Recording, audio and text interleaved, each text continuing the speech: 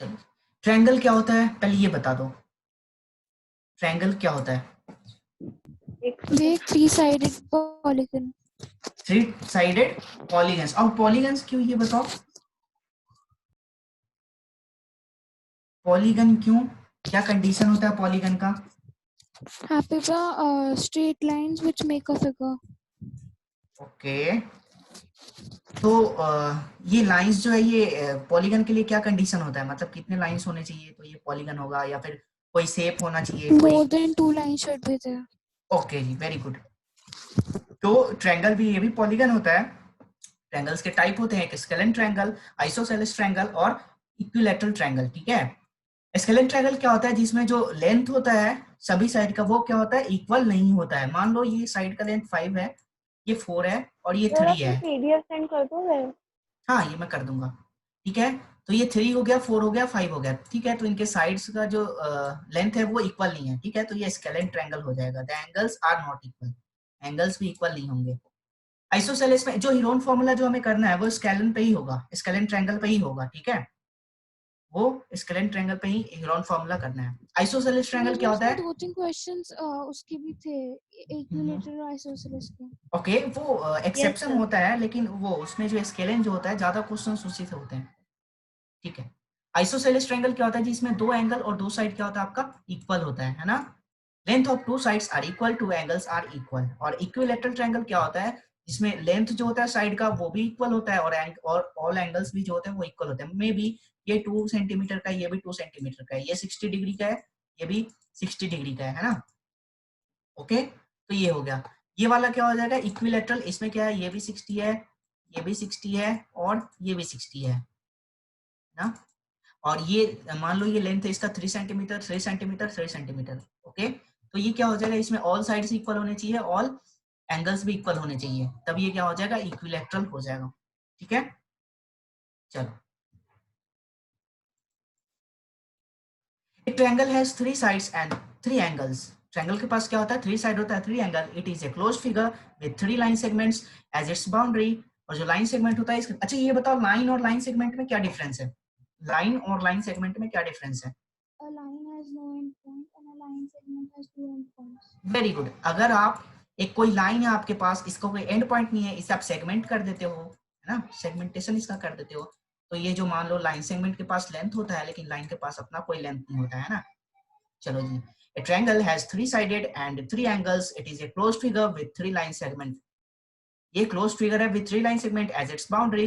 These line segments are called sides. इसे हम क्या बोलते हैं, साइड्स। लाइन सेगमेंट को साइड्स बोलते हैं। It has 3 corners called vertices. और जो कॉर्नर्स हो गए, मान लो ये कॉर्नर है ना, मैंने ए अज्यूम करा, ये बी और सी। तो बानी बताओ इसमें वर्टेक्स कौन सा है, वर्टिसेज कौन सा, और वो लाइन सेगमेंट कौन सा है, और साइड क्या है? तो एबीसी वर्टिसेस है। ए बी और सी वर्टिसेस, वेरी गुड। और साइड्स, साइड्स बताओ। ए बी, बी सी और ए सी, ये क्या हो जाएंगे, साइड्स हो जाएंगे, है ना। तो क्या होता है, तो ट्रायंगल में क्या होता है, 3 वर्टिसेस और 3 आपका साइड होता है, जिसे हम लाइन सेगमेंट बोलते हैं। और जो सिंबल है ट्रायंगल का उसे हम इससे रिप्रेजेंट करते हैं, है ना। Okay, the 3 vertices are generally named by 3 consecutive alphabets. कभी भी आप वर्टिसेस लेते हो तो 3 consecutive alphabets P Q R, है ना, A B C X Y Z, है ना, ऐसे ही लेते हो। Alphabets such as A B C X Y Z, a triangle with vertices A B C is denoted by triangle A B C. आप इसे denote करते हो, ट्रायंगल का सिंबल ये रहा, और जो भी नाम है इसका A B C, तो इसका ये हो जाएगा नाम। ठीक है, Tri means 3 and so a triangle has 3 angles. These angles are formed by 2 sides at each of the corner. Angle कैसे फॉर्म होता है, एंगल कैसे फॉर्म होता है बानी, ये बताइए।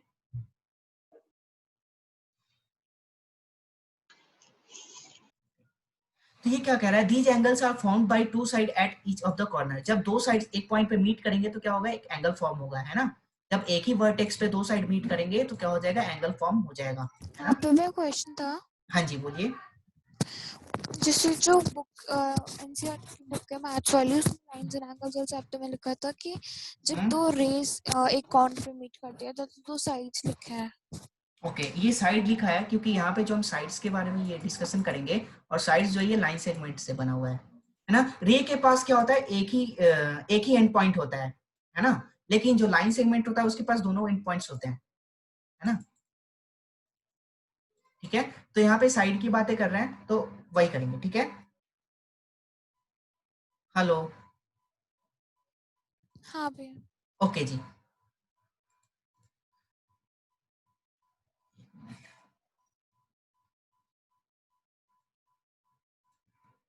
The three sides and three angles of a triangle together are called six part of the elements of the triangle. देखो ट्रायंगल में होता क्या है, मतलब थ्री एंगल्स होते हैं और थ्री साइड्स होते हैं, तो ये क्या हो गया, टोटल सिक्स हो गया, है ना। टोटल सिक्स चीजें हैं जिसके बारे में हम ओवरऑल डिस्कशन करते हैं। The side BC is opposite to vertex A, तो साइड BC है, ये वर्टेक्स ए के अपोजिट है, तो इसे हम एंगल ए बोलेंगे, ठीक है। The side opposite to B and C are written as B and C, ठीक है। जो साइड जो है अपोजिट है बी और सी के, वो क्या हो जाएगा, दस side B C equal to A B equal to A C equal to B C equal to A और A C equal to B and B A B equal to C, A B को हम क्या बोलेंगे, C, ठीक है। Okay, properties of a triangle. अब एक triangle का प्रॉपर्टीज क्या होता है ये देखते हैं। The sum of the three angles of any triangle is always 180 degree. Angle sum property कर रखा है ना। तो एंगल सम प्रॉपर्टी में क्या होता है कि इन एंगल्स का जो समेशन होना चाहिए 180 डिग्री होना चाहिए। इन एंगल्स का समेशन क्या होना चाहिए, 180 डिग्री होना चाहिए। और angle less than, angle greater than B greater than C equal to क्या होना चाहिए, 180 degree. Any angles of a triangle is always greater than zero. और जो भी एंगल होगा उसका कुछ ना कुछ वैल्यू होगा और जीरो से ग्रेटर होगा एंड लेस देन 180 डिग्री, है ना। क्योंकि आपके पास थ्री एंगल्स होते हैं तो जो ट्रायंगल का जो वैल्यू होगा, ये एंगल है, ये 0 डिग्री से ग्रेटर होना चाहिए और लेस देन 180 डिग्री होना चाहिए। Not more than one angle can be 90 degree और मोर। और एक ट्रायंगल में 90 डिग्री से ज्यादा एक एंगल नहीं हो सकता, है ना। और एक एंगल 90 डिग्री है तो उसे हम राइट एंगल बोलते हैं, है ना, राइट एंगल ट्रायंगल बोलते हैं। The sum of length of any two sides the sum of length of any two sides will always be greater than the length of the third side। और triangle में always जो to side का जो length का summation होगा वो क्या होगा, ग्रेटर होगा थर्ड साइड के लेंथ से। It is a closed plane figure, और ये क्या होगा, क्लोज्ड प्लेन फिगर होगा, ठीक है। कोई डाउट? ओके, अब ट्रायंगल्स अभी हमने करा, अब ट्रायंगल के टाइप क्या है वो पढ़ते हैं। Types of triangles. A triangle can be classified bye either it's side और इट्स एंगल। ट्रायंगल्स को आप कैसे क्लासिफाई कर सकते हो, आइदर इसके साइड से और एंगल से। A triangle is classified in three types as scalene, isosceles or equilateral triangle. Based on its side, equilateral triangle, a triangle having all sides equal is called an equilateral triangle. इसमें क्या है, इसका all side जो है ये equal होता है, मतलब ये 4 सेंटीमीटर है तो ये भी 4 सेंटीमीटर हो जाएगा और ये भी 4 सेंटीमीटर होगा, ठीक है। And angles are also equal, और जो एंगल है ये भी इक्वल होंगे, एंगल वो भी इक्वल होंगे, और वो भी क्या, 60 डिग्री। एंगल का वैल्यू क्या होगा, 60 डिग्री, है ना। क्योंकि आप इसे थ्री पार्ट में डिवाइड करोगे, 180 को थ्री पार्ट में डिवाइड करोगे, थ्री टोटल एंगल्स है, तो आपके पास क्या आ जाएगा, 60 डिग्री ईच एंगल्स, है ना। So each angles of an equilateral triangle is 60 degree, ठीक है। ये फिगर है, इसमें साइड्स और एंगल्स के बारे में हमने डिस्कशन करा है। आइसोसेलेस ट्रायंगल के बारे में देखते हैं। A triangle having two sides equal is called an isosceles triangle। आपका क्या होना चाहिए, दो साइड इक्वल होना चाहिए, है ना, और दो एंगल्स भी इक्वल होने चाहिए। The angles opposite to equal side are also called equal, ठीक है। तो दो एंगल इक्वल होने चाहिए और दो साइड्स इक्वल होने चाहिए, तो वो क्या हो जाएगा, isosceles triangle, okay. Scalene triangle क्या होगा, बताओ जी, व्याख्या बताइए, स्केलेन ट्रायंगल क्या होगा। Hello hello, Yes, sir. Yes, sir. Scalene triangle क्या होगा बताइए। Sir, all sides have different okay, length. A triangle having all sides of different length is called scalene triangle। जिसका जो लेंथ होगा साइड का वो अलग अलग होगा। In the figure above the side A B C, इसमें जो आप साइड कंसीडर करते हो ये इक्वल नहीं होते हैं, साइड्स भी इक्वल नहीं होते हैं, और hence it is this is called a scalene triangle, और इसे हम क्या बोलते हैं, स्केलेन ट्रायंगल बोलते हैं, okay. A triangle is classified in three types as acute, right और obtuse triangle based on its angles. अभी आपने क्या करा, साइड के बेस पे आपने इसे क्लासिफाई करा था, अब एंगल्स के बेस पे इसे क्लासिफाई करते हैं, है ना। प्रॉपर एंगल को यहाँ पे हम क्लासिफाई करेंगे. A triangle having all angles less than 90 degree is called acute triangles. एक ट्रायंगल है जिसका जो एंगल का वैल्यू है ये क्या होना चाहिए, लेस देन 90 डिग्री होना चाहिए, लेस देन 90 डिग्री होना चाहिए, चाहे वो θ1 है, θ2 है, θ3 है. θ3 बिल्कुल भी कंफ्यूज नहीं होना, क्योंकि θ1 मान लो ये वाला वैल्यू है एंगल का, दूसरा θ2 है और थर्ड वाला θ3 है ना. ओके, ये मैंने एंगल को कंसीडर किया है. In the above triangle the three angles are 50 degree, 60 degree and 70 degree. All three are less than 90 degree. अगर ऐसा है तो आप इसे क्या बोलोगे, acute triangles. इसे आप क्या बताओगे, acute triangles. obtuse triangle क्या हो जाएगा, a triangle having one angle more than 90 degree. एक triangle है जिसका एक एंगल जो होगा 90 डिग्री से ग्रेटर होगा, है ना. इधर 135 हो, 120 हो या कुछ भी हो, लेकिन वो 90 डिग्री से ग्रेटर होना चाहिए. Is called obtuse triangle. In the triangle above, the three angles are called are 25 degree, 35 degree and 120 degree. One of the angle is more than 90 degree. एक जो एंगल है ये 90 डिग्री से ग्रेटर होना चाहिए. ऐसा है तो आप इसे क्या बोलोगे, obtuse, क्या बोलोगे, obtuse triangle. ओके, कोई डाउट है, हेलो. ओके, राइट ट्रायंगल क्या होता है, if any one angle of a triangle is 90 degree, the triangle is called right triangle. यहाँ पे exactly 90 डिग्री चाहिए, एक एंगल जो है वो exactly 90 डिग्री ही चाहिए. The triangle below is the right angle triangle as ACB is right angle at 90 degree. ACB ये क्या है, 90 डिग्री है ना, ये 90 डिग्री है ACB का value. As sum of three angles of a triangle is 180 degree. जो रेस्ट ऑफ जो आपका एंगल हो जाएगा, मे बी ये क्या होगा, 60 डिग्री 30 डिग्री का कॉम्बिनेशन होगा, मे बी 45 डिग्री का कॉम्बिनेशन हो सकता है, 75 15 का हो सकता है ना, सो वन. क्योंकि 90 डिग्री तो ये हो गया, तो आपके पास रेस्ट क्या रह गया, 90 डिग्री. तो कॉम्बिनेशन इसी में से कुछ होना चाहिए, ए और बी का. तो in a right angle triangle sum of the other two angles will be 90 degree. तो सम ऑफ जो अदर टू एंगल्स होंगे उनका जो समेशन क्या होना चाहिए, 90 डिग्री होना चाहिए. Okay, the side opposite to the right angle is called the hypotenuse. और जो भी आपका राइट एंगल है, यहाँ पे ये राइट एंगल है, तो इसका जो अपोजिट साइड होगा इससे आप क्या बोलोगे, हाइपोटेनियस. इससे आप क्या बोलोगे, हाइपोटेनियस, है ना. जो कि सबसे ग्रेटर साइड होता है, सबसे ग्रेटर साइड होता है. जब आप 10th में ट्रिगोनोमेट्री करोगे तो उसमें हम इसके बारे में डिटेल में पढ़ेंगे. जो हाइपोटेनियस होता है, परपेंडिकुलर होता है और बेस होता है ना. लेकिन अभी ये समझ लो कि राइट एंगल ट्रायंगल जो होता है उसमें जो अगर 90 डिग्री है तो उसका अपोजिट जो साइड होगा वो क्या होता है, हाइपोटेनियस होता है ऑलवेज. ओके,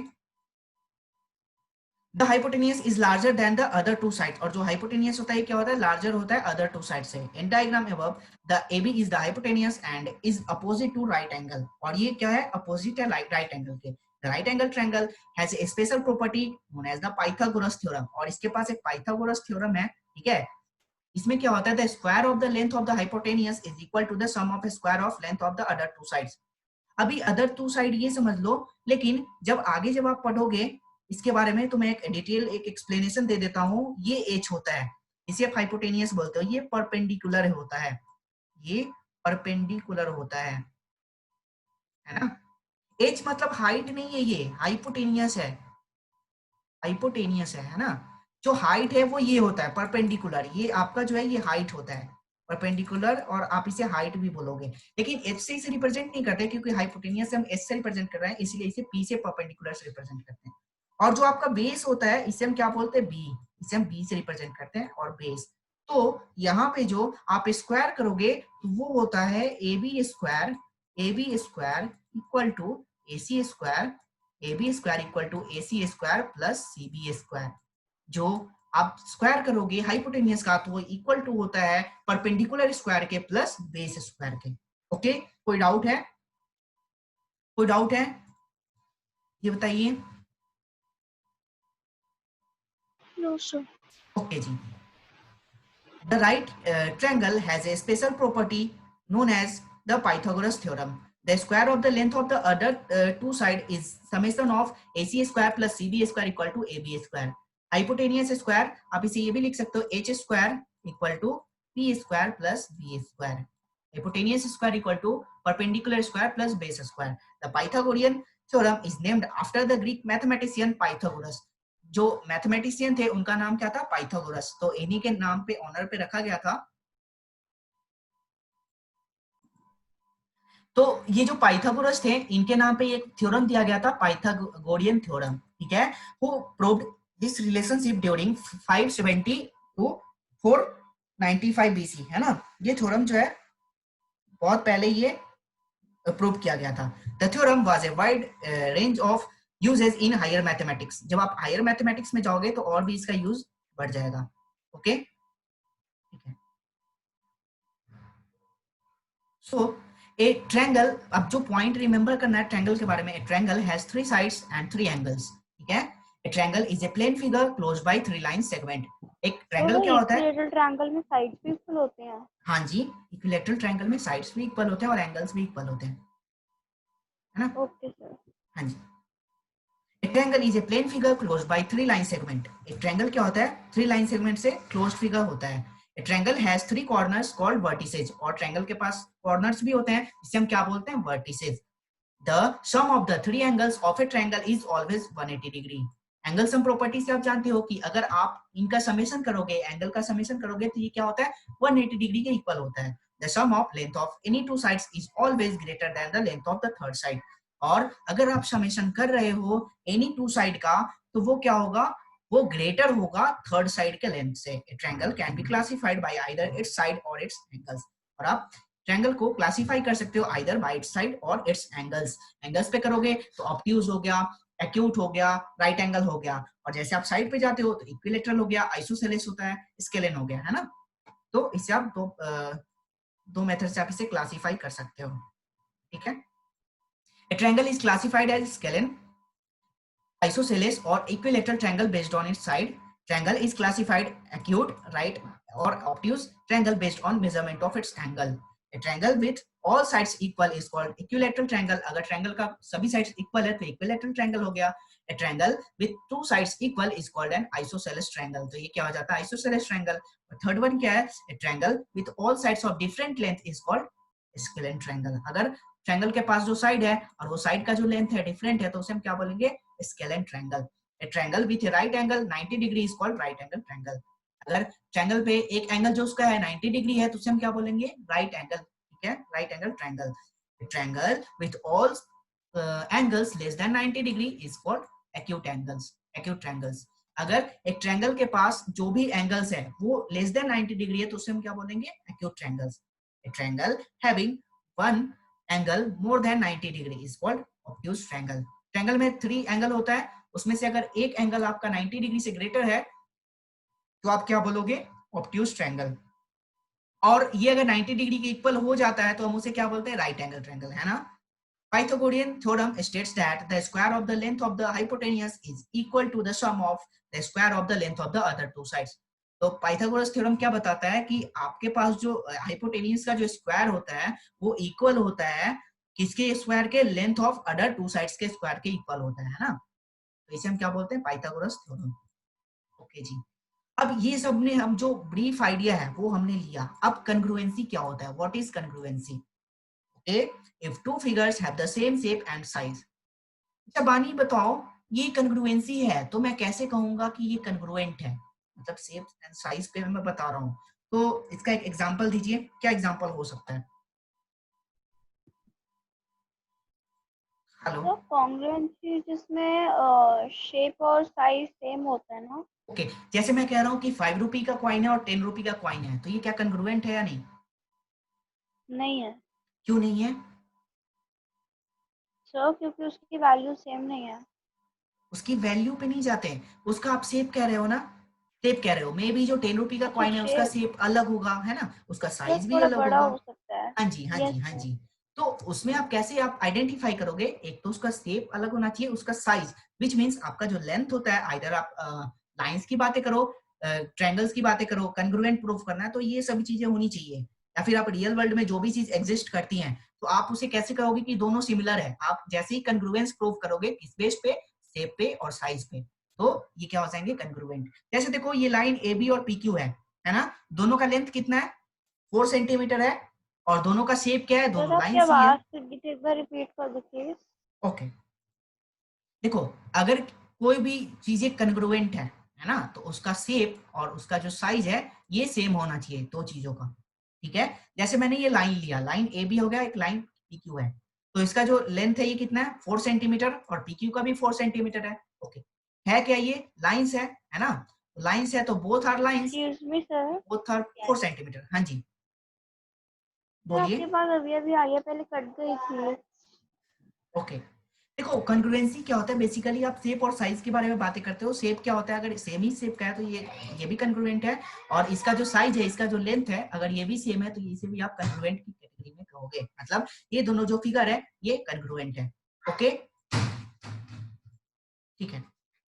जैसे देखो some common shapes that are congruent, मैंने क्या करा, एक ट्रायंगल आपके पास है एबीसी, दूसरा वाला क्या है पीक्यूआर, है ना। जब आप इनको ओवरलैप करोगे तो जो ए है वो पॉइंट पी पे आ जाएगा, एपी पॉइंट, बीक्यू एक पॉइंट पे आ जाएगा, और दूसरा क्या हो जाएगा सीआर, है ना। तो ये क्या हो जाएगा, कन्ग्रुएंट।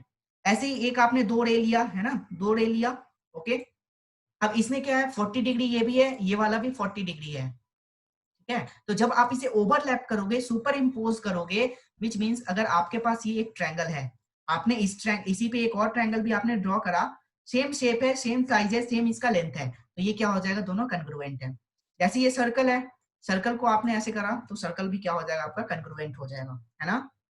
कोई डाउट, व्याख्या कोई डाउट है? Hello, congruency symbol, if two figures are congruent, तो ये होना चाहिए। और कन्ग्रुएंसी सिंबल क्या होता है, पर ये देखो, इक्वल टू लगाना है, इक्वल टू यूज करना है, और उसके ऊपर एक वाटर वेव लगा देना है, बस दैट्स इट। ये आपका कन्ग्रुएंसी का सिंबल होता है। विच मींस अगर आपने कोई ट्रायंगल को कन्ग्रुएंस दिखाना है तो आप ऐसे लिखोगे, triangle ABC congruent to triangle PQR, triangle PQR. तो कन्ग्रुएंट का सिंबल ये होता है, कन्ग्रुएंट का सिंबल ये होता है। जैसे इस लाइन को मुझे कन्ग्रुएंट दिखाना है तो मैं कहूंगा AB congruent to PQ, AB जो है PQ के कन्ग्रुएंट है ना, क्योंकि इसका जो शेप है वो भी सेम है, और जो इसका साइज है, लेंथ है, ये 4 सेंटीमीटर है, इसलिए ये क्या हो जाएगा, कन्ग्रुएंट हो जाएगा। ओके, चलो, if two figures are not congruent, अब देखो ये फिगर कन्ग्रुएंट क्यों नहीं है, बानी बताइए, ये फिगर्स कन्ग्रुएंट क्यों नहीं है? सर क्योंकि XY 3 सेंटीमीटर और CD 4 वेरी सेंटीमीटर गुड, है। तो यहाँ पे क्या मैटर किया, साइज मैटर करा, साइज विच मीन्स लेंथ, है ना। तो लेंथ वेरी कर रहा है, तो ये कन्ग्रुएंट नहीं है। तो कन्ग्रुएंट अगर कोई चीजें नहीं होती हैं तो आप इसे जैसे नॉट इक्वल टू लिखते हो ना, नॉट इक्वल टू को आप कट कर देते यस हो, सर। वैसे ही कन्ग्रुएंट को आप क्या करोगे, कट कर दोगे। ये सिंबल है। अगर मैं बोल रहा हूँ कि आप इसे बताओ तो कन्ग्रुएंट नहीं है, कॉन्ग्रुएंसी को साइज और शेप से कर सकते हैं। हाँ जी हाँ जी हाँ जी हाँ जी। अगर तो कोई लाइक 10 किसी रुपीज में का, शेप से और किसी में साइज से। हाँ नहीं, दोनों दोनों किसी दोनों फिगर में दोनों शेप दोनों। से तो अगर आप, अब एक मिनट, अगर आप कोई ट्रायंगल है मेरे पास और कोई एक रेक्टेंगल है, तो दोनों का शेप तो अलग हो गया। अब मैं ये कह रहा हूँ, यस ये भी सर। 5 सेंटीमीटर, ये भी 5 सेंटीमीटर, ये भी 5 सेंटीमीटर है, ये क्या है, ये 5 है, ये 3 है, तो क्या ये कन्ग्रुएंट हो पाएंगे? नहीं हो पाएंगे। क्यों नहीं हो पाएंगे? क्योंकि इन दोनों का शेप क्या है, अलग है, शेप दोनों का डिफरेंट है, इसलिए ये कन्ग्रुएंट नहीं होंगे। ओके, चलो, व्याख्या कोई डाउट है, व्याख्या any doubt? No sir. Okay जी। अब सीपीसीटी क्या होता है? Abbreviation of CPCT is corresponding parts of the congruent triangles. क्या होता है, थोड़ा एक आइडिया दीजिए। Corresponding parts of the congruent triangles, अगर कोई ट्रायंगल्स कन्ग्रुएंट हो गई हैं तो उसका जो करस्पॉन्डिंग पार्ट जो होता है वो भी क्या होता है, इक्वल होता है। तो इसे आप कैसे प्रूव करोगे, सीपीसीटी से प्रूव करोगे। इसे हम क्या बोलेंगे, करस्पॉन्डिंग सर पार्ट्स एक ऑफ द एग्जांपल कन्ग्रुएंट बता दो, ट्रायंगल। समझ नहीं जैसे आया। जैसे ये मेरा दो ट्रायंगल है, ठीक है, दो ट्रायंगल है, ये एबीसी हो गया, ये ए बी सी हो गया, और दूसरा पी क्यू आर है, पी क्यू आर है। मैं क्या कह रहा हूँ कि ये जो है इसका लेंथ ये 4 सेंटीमीटर है, तो ये भी 4 सेंटीमीटर होगा। ये 60 डिग्री है तो ये भी 60 डिग्री है, ये भी 60 डिग्री है ना। और ये वाला 30 डिग्री है तो ये भी वाला 30 डिग्री है। तो अब जो रेस्ट रह गया आपके पास साइड और एंगल, इसे आपको प्रूफ करने की जरूरत नहीं है, क्योंकि आपने क्या करा, एंगल, साइड एंगल से ये प्रूफ कर दिया कि ये दोनों ट्रायंगल्स कन्ग्रुएंट है। कन्ग्रुएंट है तो आप ये बताओगे कि जो भी आपके पास एसी है वो इक्वल हो जाएगा किसके, इक्वल क्या हो जाएगा, पी आर के इक्वल हो जाएगा। क्यों हो जाएगा, बाई सीपीसीटी, क्योंकि आप ट्रायंगल को पहले ही कन्ग्रुएंट प्रूव कर चुके हो बाय दिस क्राइटेरियन, ठीक है, आपने इस क्राइटेरियन को यूज किया फिर प्रूव किया, तो इसमें ये जरूरी नहीं है कि आप इन साइड को फिर से प्रूव करो, क्योंकि आपका ट्रायंगल खुद ही कन्ग्रुएंट है ना। और ऐसा हुआ तो आप ये लिख सकते हो कि जो एंगल सी है, एंगल सी है वो एंगल हो जाएगा पी के, एंगल आर के इक्वल हो जाएगा, और जो साइड है साइड ए सी जो है वो इक्वल टू हो जाएगा पी आर के, है ना। तो इसे प्रूव करने की जरूरत नहीं होगी, क्योंकि आपने इसे corresponding part of the congruent triangles, क्योंकि जो भी अब आपका करस्पॉन्डिंग पार्ट रह गया है, रिमेन है, उसे आप क्या करोगे, डायरेक्ट आप इसे इक्वल लिख सकते हो, क्योंकि ये सीपीसीटी से प्रूव होता है, ठीक है। समझ आ गया बानी, व्याख्या कोई डाउट है, व्याख्या एनी डाउट, तो सर बानी कोई डाउट है? नहीं सर। ओके जी। This theorem states that if we take two or more triangles which are congruent to each other, then the corresponding angles and the sides of the triangles are also congruent to each other. अगर ऐसा है congruent है तो इनके जो और भी जो corresponding angles और साइड होंगे वो भी इक्वल्स होंगे, their corresponding parts are equal to each other, और इनके corresponding parts जो होंगे ये equal to each other होंगे। This theorem is stated as CPCT। इसी थ्योरम को हम क्या बोलते हैं, CPCT। ओके चलो, There are तो लाइक अगर 5 हमें ways। एक साइड प्रूव करनी है उसके लिए हमें सीपीसीटी लगाना पड़ेगा। देखिए अभी मैं ये कराने जा रहा हूँ ना कन्ग्रुएंट का क्राइटेरिया, इसके बाद वो और अच्छे से समझ में आएगा, है ना। तो ओके फिर से सीपीसीटी में अच्छे से एक्सप्लेन कर पाऊंगा, ठीक है। There are 5 ways to find if two triangles are congruent। एक तो SSS, side side side, side angle side, angle side angle, angle angle side, और दूसरा क्या होता है एचएल, और आप इसे ये भी बोलते हो RHS, right hypotenuse side, right angle hypotenuse side. Hypotenuse अभी हमने करा, तो आपने ये 5 क्राइटेरिया होता है जिससे आप किसी दो ट्रायंगल को क्या कर सकते हो, तो कन्ग्रुएंट प्रूव हमें तो कर 4 सकते ही हो। सिखाया है। हाँ 4 ही सिखाया, लेकिन हम 5 भी हमें सीख तो लेंगे। 4। हाँ जी 5 भी सीख लेंगे, कोई इशू नहीं है, ठीक है। ओके जी, तो फर्स्ट वाला क्राइटेरिया क्या है, साइड साइड साइड। तो इसमें साइड क्या है, इस ट्रायंगल में साइड क्या है, जल्दी से बता दीजिए। इस वाले ट्रायंगल में साइड क्या है, और इस वाले ट्रायंगल में हम साइड को कंसीडर करेंगे, एंगल को कंसीडर नहीं करेंगे, एंगल को कंसीडर नहीं करेंगे।